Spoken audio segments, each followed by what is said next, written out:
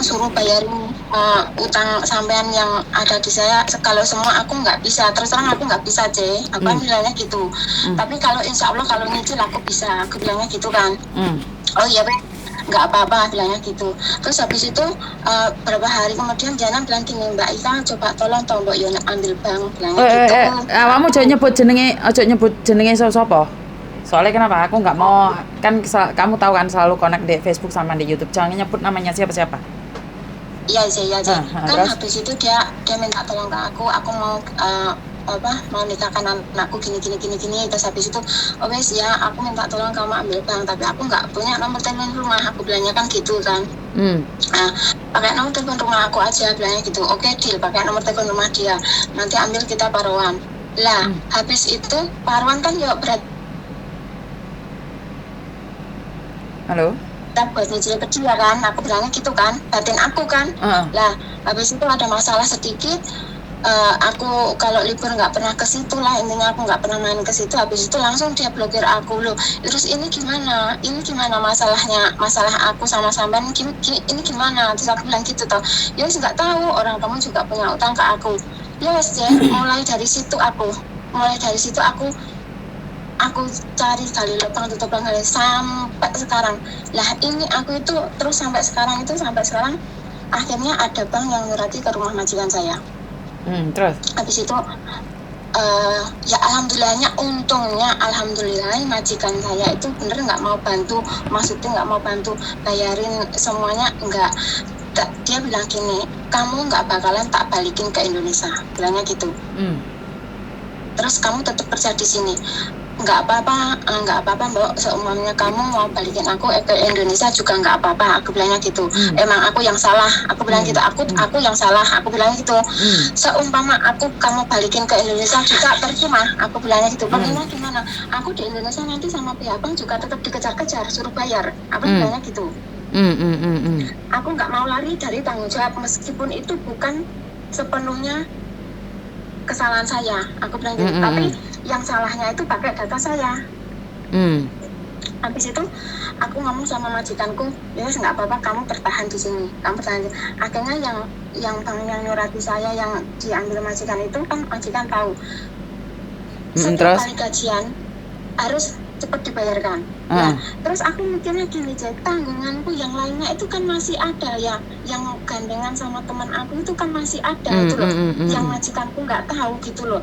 Nah, ini kan kurang berapa kali angsuran? Kurang 3 kali angsuran. Aku udah nggak kuat aku mau muter cari pinjaman gimana lagi, gali lubang tutup lubang, sudah sampai aku dimaki-maki sama orang. Ya nggak apa-apa loh, emang itu patah kesalahan saya ya maksud aku nih emang itu patah kesalahan saya, aku harus bertanggung jawab atas kesalahan saya, aku bilangnya gitu kan.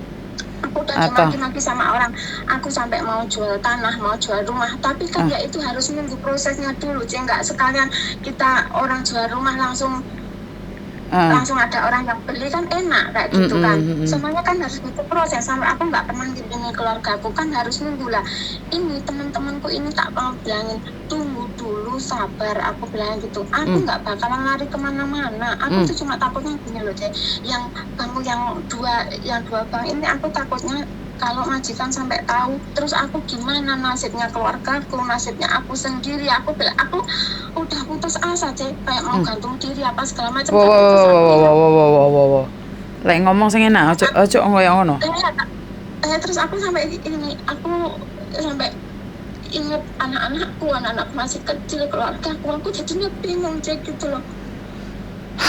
Gitu loh, masa aku minta tolong ke majikan juga gini, Mbak, seumurnya aku dapat kamu mau ngasih yang servis ke aku, pikirku itu tak minta dulu gitu loh itu tak minta dulu separuh apa gimana, kan aku udah lama kerja di sini ikut majikan ini kan, udah satu majikan ini toh nggak pernah ganti-ganti kan. Berapa tahun satu majikan? 8 tahun, oke.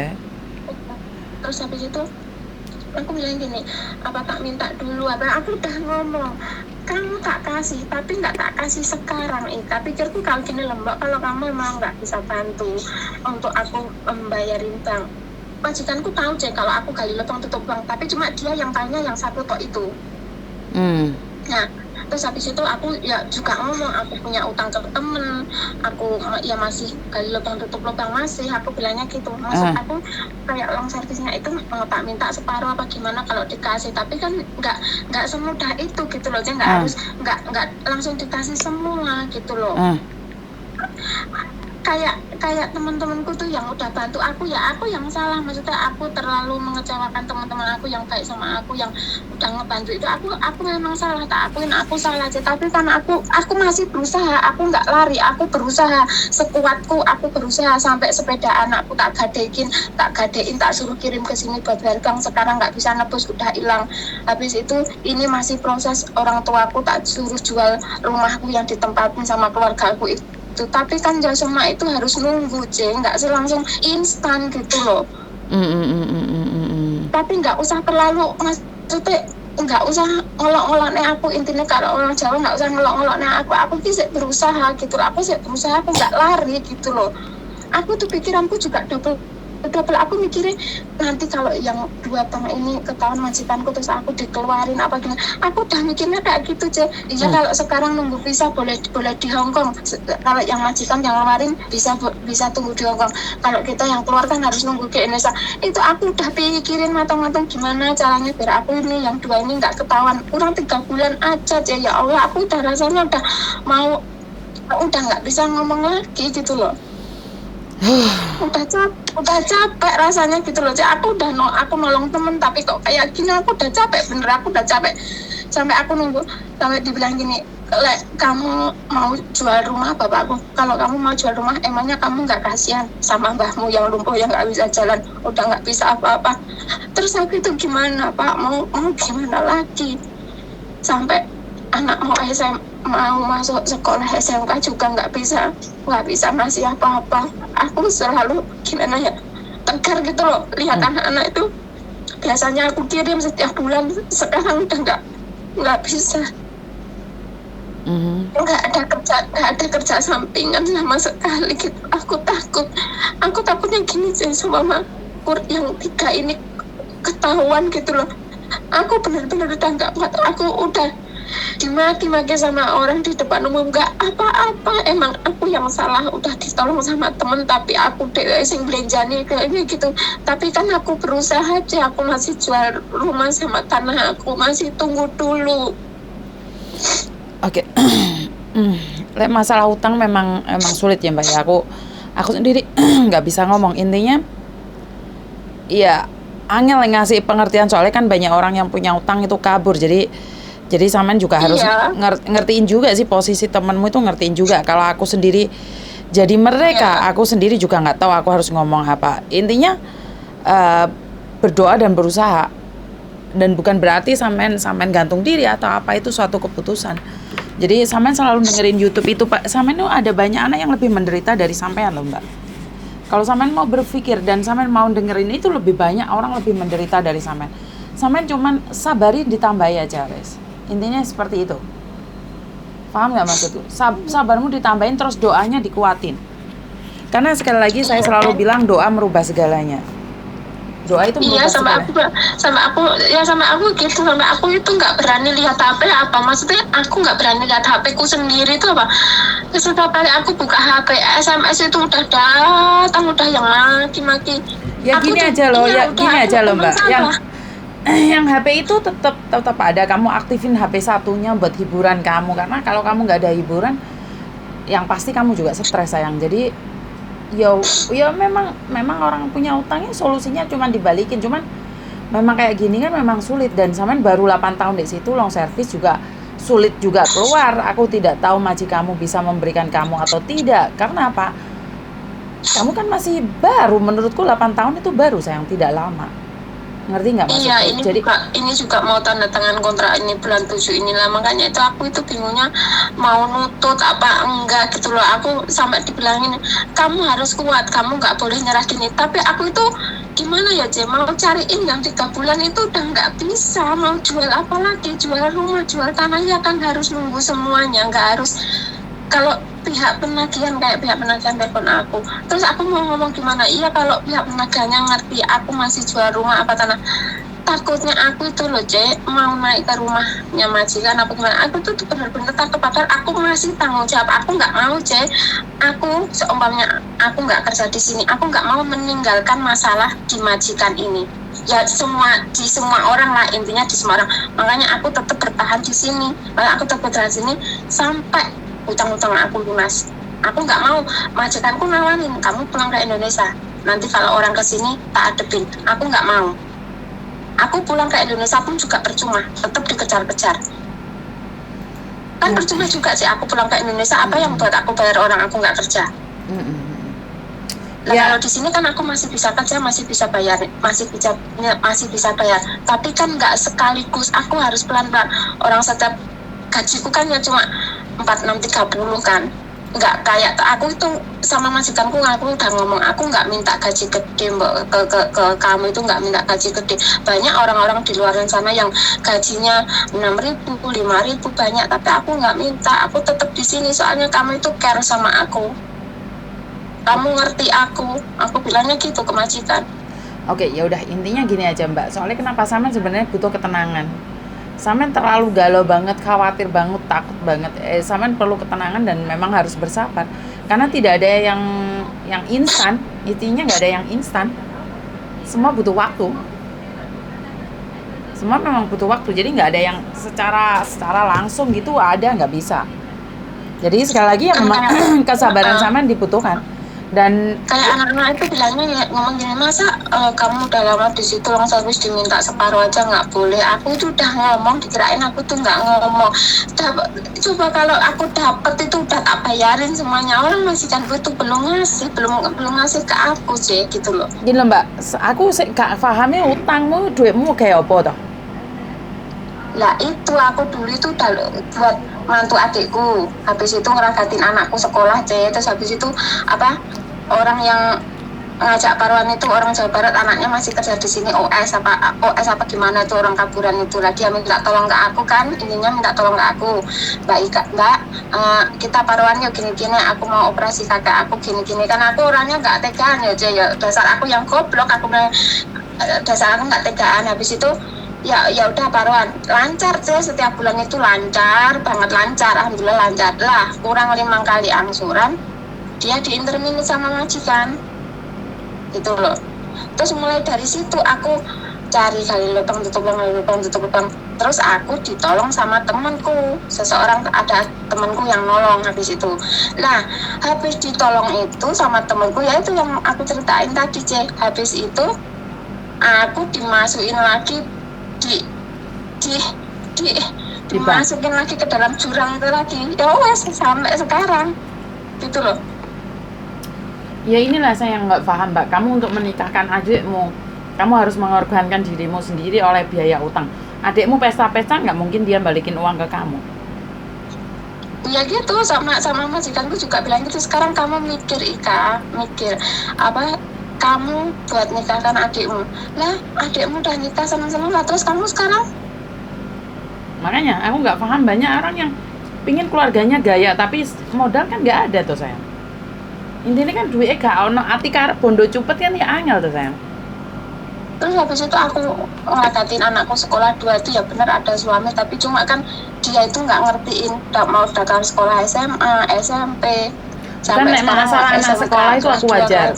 Anak sekolah yang nomor 2 ini mau kelas 1 kan dia nggak mau tahu gitu loh dari dulu. Jadinya aku harus di sini harus bayar bang, di rumah aku harus bayar buat makan sehari-hari, buat sanggup sekolah anakku, buat bayar listrik, buat apa. Bener aku ada keluarga tapi mbok gotong royong gitu loh. Aku sekarang lagi terpuruk. Ya semua itu bebanin ke aku, ini piyen lo, ini belum bayar toko lo, ini belum. Aku jadinya stres udah di sini ditubrukin wong alam itu apa, sama aku harus jawabnya gimana, tapi orang kan nggak mau tahu gitu. Terus akhirnya aku cerita sama orang rumah, ya entah itu mau dijual apa enggak aku juga nggak tahu. Sampai rumah yang aku tempatin itu dari orang tuanya bapak aku itu mau tak jual, padahal itu dewasa. Maksudnya aku dulu pernah ngopeni dia, terus habis itu mau tak jual lah ya, yang ada gitu loh, yang penting nyawa aku di sini terselamatkan gitu loh, Ce. Bukannya aku nggak mau pindah dari majikan ini, enggak, aku enggak takut, gimana ya, Ce, takut apa pokoknya tak campur aduk, aku nggak bisa ngomong sampai ya wes itu rumah wes talakno ke uang berapa juta, nanti uang sisanya kirim ke sini. Aku sampai gitu, Cak. Aku sampai bingung gimana caranya, bingung. Aku cerita majikan juga, kayak aku mau cerita ke agent juga, setiap kali aku teleponnya di reject. Aku itu mau ngomong gitu loh. Soalnya aku ketahuan di reject, siapa aku telepon di reject. Jadi aku tuh mau curhat ke siapa gitu loh. Jadi aku bingung, bener aku bingung. Sempet aku juga mau ngakhiri hidup, tapi terus aku ya mah. dengan anak-anakku, Ce. Intinya keluargamu yang di Indonesianya pun nggak ada pengertian sekali loh, sayang. Masa masalah bayar listrik, makan pun harus minta sama kamu lah. Seandainya kamu hari ini kamu dikasih sakit sama Tuhan, terus kamu pulang Indonesia lah, keluargamu ya apa? Paham nggak maksud? Itu, Ce. Sampai di sini aku sakit, aku nggak pernah cerita sama keluargaku. Aku dulu sempat juga sakit waktu itu aku habis ditipu terus ditolong sama temanku itu, aku juga sempat sakit di rumah sakit. Pokoknya itu berapa 2 minggu apa berapa itu udah aku nggak mau cerita. Sekarang pun aku juga sakit, Ce. Aku bulan 8 ini harus operasi di leherku, ada benjolan, tapi aku nggak pernah cerita gitu loh, Ce. Makanya aku itu udah pikiranku tuh udah berat. Aku tuh udah kok 3 kali yang Suranto ini loh, aku kurang 3 kali yang Suranto ini, aku rasanya udah gak kuat, aja. Aku mikirin aku sendiri di sini udah gak kuat. Apalagi aku setiap kali aku telepon rumah, Bu, zaman gak kirim toh, terus lihat anak-anakku, ya Allah, rasanya nggak bisa ngomong aku, jadi ini memang dari kesalahanku sendiri gitu loh, terlalu percaya sama orang. Tapi aku mau cerita ke majikan itu gimana caranya, mau ngomong sama majikan itu gimana caranya, yang 3 ini gimana caranya. Aku tuh udah bener-bener aku takut, Cek.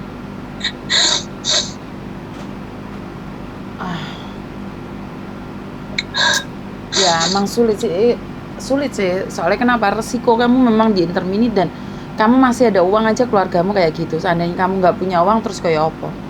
Jadi memang jujur loh, lek utang nggak ada solusinya.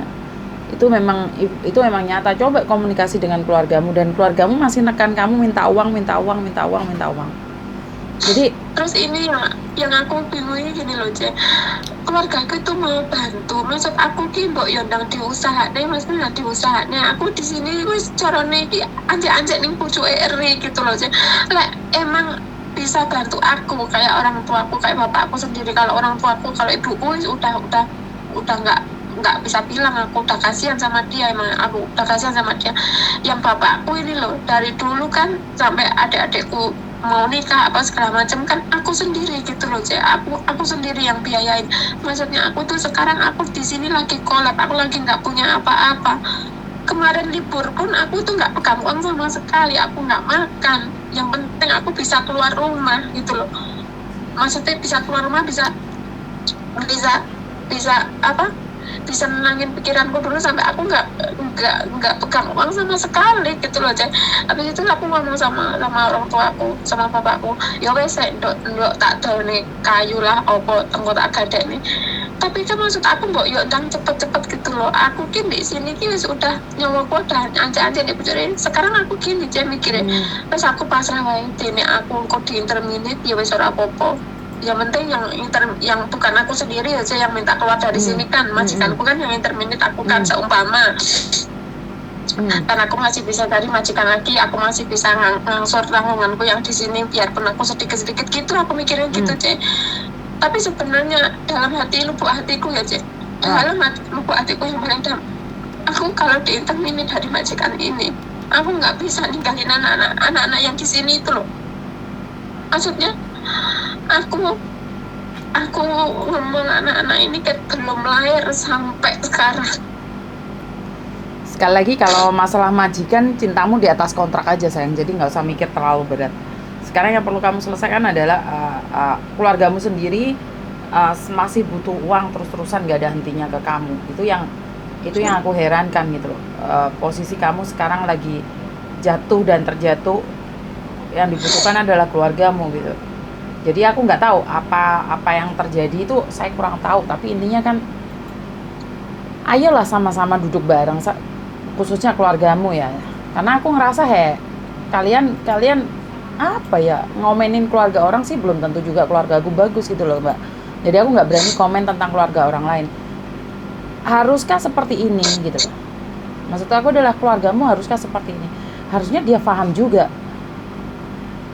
Harusnya dia paham juga yang dimaksud semua itu gitu loh.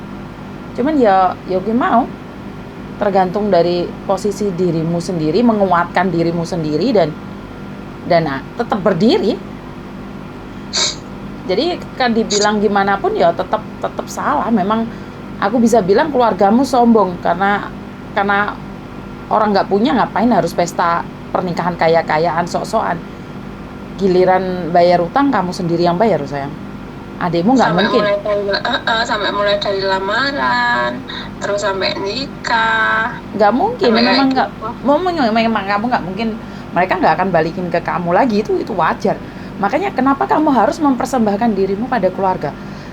Kecuali kamu mampu. Tidak ada masalah kalau kamu mampu. Masalahnya sekarang kan kamu nggak mampu. Nek kamu mampu, siapa sih yang melarang orang membantu orang lain posisi mampu? Kamu aja buat dirimu sendiri aja nggak mampu, gimana kamu membantu orang lain? Dan sekarang tinggal nangis nggak ada gunanya sayang. Sekali lagi kayak kamu bilang kamu mau gantung diri apakah masalah selesai? Tidak. Masalah tidak selesai dengan kamu seperti itu. Aku nggak bisa komen banyak tentang hutang. Memang aku tidak tahu caranya harus seperti apa. Intinya tetap berdoa dan lalui 3 bulan ini dengan berat hati. Suatu saat kamu yakin kamu mampu melaluinya, gitu aja wes. Soalnya kalau sekarang memang kamu tidak mampu melakukan apa-apa. Kalau memang ada etikat baik dari keluargamu, itu cepet cari utangan sana sini juga bisa gitu loh, supaya kamu bisa bertahan di sini. Tapi kenyataannya kan tidak sayang. Iya, maksud aku kan gitu. Cuman aku maksudnya cepet. Kalau emang di rumah ada yang bisa dijual, ya cepetan gitu. Maksudnya cepetan gitu, seberapapun tolong kirim ke sini. Aku tuh benar-benar minta tolong. Aku sampai ngomong kayak, aku benar-benar minta tolong. Udah nggak ada lagi. Kayak paspor udah tak gadain apa, udah nggak ada sama sekali. Kalung apa, udah nggak ada sama sekali. Tinggal nyawaku ini tok loh, aku bilangnya gitu, tinggal nyawaku ini tok loh. Aku kayak gitu sama keluarga aku tuh. Kalau orang tuaku yang cewek itu kayak ibuku ngerti, paham sama aku. Masa kayak orang tuaku yang cowok itu gimana ya, sifatnya itu kayak wes lah, awakmu nggak sabar ya wes kono karepmu urusan dewe, bilangnya gitu. Padahal aku itu ya dari dulu, aku anak pertama, dari dulu itu semua untuk keluargaku. Aku bilangnya gitu, semua untuk keluargaku. Apa-apa aku cari untuk keluargaku, aku bilangnya gitu dalam hatiku. Tapi sekarang aku giliran aku terjatuh, mbok ya tolong aku tuh diangkat dulu gitu loh. Sementara nanti kalau aku udah di sini, ya mana mungkin saja aku mau terjerumus lagi, kan orang nggak mau gitu loh. Aku insya Allah aku berubah, aku mau berubah. Aku demi keluargaku, aku mau berubah. Tapi tolong untuk saat ini aku mbok ya tolong diangkat, aku bilang gitu sampai. Jadi gini lah Mbak. Tolong ya. Jadi gini lah Mbak, kebanyakan orang saat sukses semua orang akan ada di samping kamu. Saat kamu terjatuh tidak ada satupun yang di samping kamu. Dan sebenarnya ini adalah hal bagus buat kamu. Ini adalah hal bagus buat kamu. Kenapa? Setidaknya kamu tahu siapa keluargamu, siapa sebenarnya yang sayang kepada kamu, dan siapa yang mencintai kamu, termasuk anakmu sendiri. Saat anakmu hanya butuh uangmu, saat suamimu hanya butuh uangmu, ya sudah. Kamu harus berdiri tegar dan suatu saat kamu jadi orang pelit. Kenapa orang baik berubah jadi jahat? Kenapa orang jahat berubah jadi baik? Itu kan keadaan, sayang. Keadaan yang memaksa. Paham nggak? Paham. Intinya ya wis kesabaranmu 3 bulan ini harus penuh. Seandainya suatu saat keluargamu nggak bisa membantu, ya wis memang nasib kamu sayang. Memang ini jadi nasib kamu bahwa keluarga itu tidak semuanya baik.